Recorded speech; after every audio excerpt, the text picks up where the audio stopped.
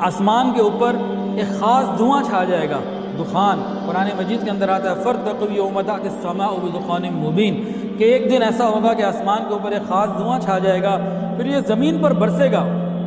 مومنین کو تو ایسا لگے گا جیسے زکام، کافر اور منافق کے لیے وہ ایسے ہوگا جیسے سر کے اوپر آگ کا تندور آ گیا۔ جب یہ دھواں چھٹے گا تو بقرعید کے دن بہت قریب ہوں گے۔ اس کے بعد 10ویں ذو الحجہ، یہ سورج مغرب کا نکلنا، سورج مغرب میں غروب ہوگا اس دخان کے بعد، اور اس کے بعد سورج رات آ جائے گی۔ رات اتنی لمبی ہوگی کہ بچے سو سو کر تھک جائیں گے، لوگ پریشان ہو جائیں گے، جانور شور مچا دیں گے، لیکن صبح نہ ہوگی۔ 3 یا 4 راتوں کے برابر جب وقت گزر چکے گا، پھر سورج نکلے گا اور مغرب سے نکلے گا۔ اس کی روشنی بہت تیز نہیں ہوگی، نارمل سی روشنی ہوگی، اور وہ جتنا زوال کے قریب تک اونچا ہوتا ہے تقریباً اتنا اونچا ہو کہ واپس مغرب میں ڈوب جائے گا، اور اگلے دن سے پھر اپنے معمول کے مطابق مشرق سے نکلنا شروع ہو جائے گا۔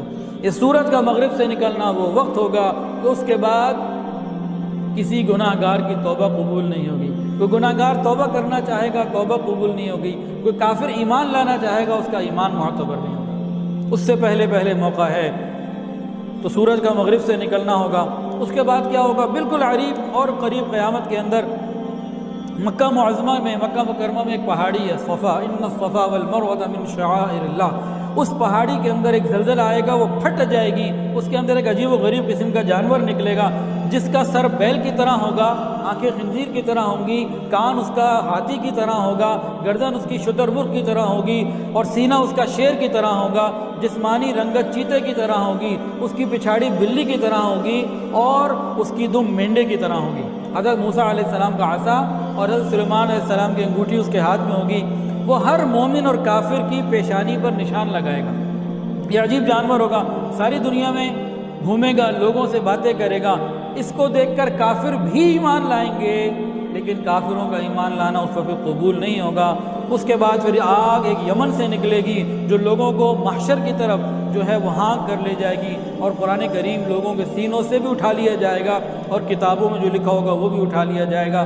اس کے بعد زمین کے اوپر اللہ کا نام لینے والا کوئی نہیں ہوگا، مومنین بھی اٹھا لیے جائیں گے، اور ایک نہایت فرحت بخش ہوا چلے گی جو تمام مومنین کی روح کو قبض کر لے گی۔ پوری دنیا میں کوئی اللہ کا نام لینے والا نہ رہے گا، دنیا میں صرف کفار ہوں گے، بدکار ہوں گے، اشرار الناس ہوں گے، بدترین لوگ زمین کے اوپر ہوں گے۔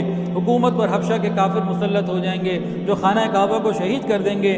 کئی سال اسی طرح گزریں گے، پھر اچانک جمعے کے دن 10 محرم کو حضرت اسرافیل علیہ السلام سور پھونکیں گے، اور قیامت جو آئے گی یہ بدترین لوگوں کے اوپر قائم ہوگی۔ جب تک زمین کے اوپر اللہ کا نام لینے والا کوئی ہے، قیامت قائم نہیں آ سکتی۔ لوگ چاہتے ہیں مسلمانوں کو دنیا سے ختم کر دیں، یاد رکھیں جب تک مسلمان ہے قیامت نہیں آ سکتی۔ جب مسلمان ختم ہو جائیں گے تو دنیا کو بھی اللہ لپیٹ دے۔ تو یہ وقت آنے والا ہے۔ اب ان ساری باتوں کا مقصد کیا ہے؟ کیا یہ ہم نے کانوں کی عیاشی کے لیے سنا کہ جی ہمیں بڑی اچھی انفارمیشن مل گئی، آج تو بڑا مزہ آیا، معلوم ہو گیا؟ خالی انفارمیشن، اس کا کوئی فائدہ نہیں۔ اس سے بہت زیادہ انفارمیشن شیطان کے پاس ہے۔ عمل پر آ جائیں، آخرت کی تیاری پر آ جائیں، اللہ کے سامنے حاضر ہونے کا خیال ہمارے ذہنوں میں ہو، پھر بات بنے گی۔ جو نبی علیہ السلام نے قرب قیامت کی علامات بتائی ہیں، کیوں؟ کہ موت سے پہلے ہم موت کی تیاری کر لیں۔